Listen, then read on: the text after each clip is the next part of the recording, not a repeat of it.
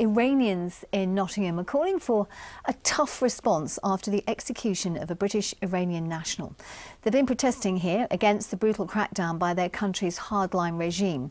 A teenager whose cousin lives in Nottingham has also been sentenced to death. And we've been speaking to a man who fled Iran after he was targeted too. Our social affairs correspondent Jeremy Ball reports. A protest song in the centre of Nottingham. Mina says if she sung this back in Iran, she'd be arrested. She's horrified by what's happening in the country she fled 12 years ago. This is the youngest prisoner. This is part of a brutal crackdown on opposition to its hardline religious regime. And this is Nico Karami. Several men have been hanged recently. The latest, Ali Reza Akbari, was a British-Iranian dual national.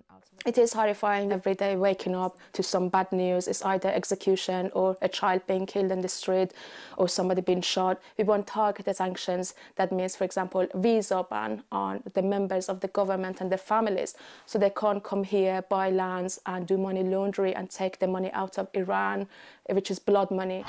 Thousands of Iranians have been detained in this latest wave of protests, including women removing headscarves as an act of defiance, and a 19-year-old hairstylist who's now been sentenced to death for organising one of those protests.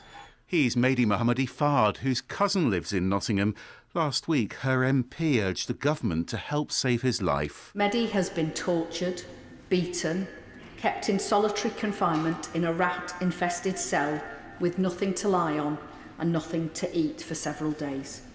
He has a broken nose now.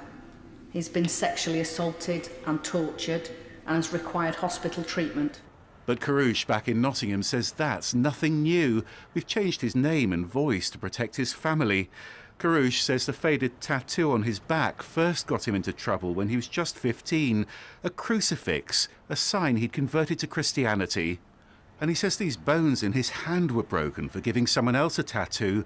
Karouche finally fled Iran, he says, after being caught in a gay relationship. That is really painful for me. They killed him. Your boyfriend? Yeah.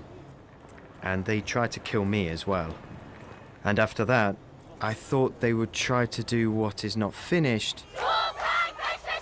Iran's accused Western governments of stoking the latest unrest, but now Britain's imposed new sanctions and withdrawn its ambassador. And back in Nottingham, Mina's determined that pressure doesn't stop. Jeremy Ball, BBC Midlands Today.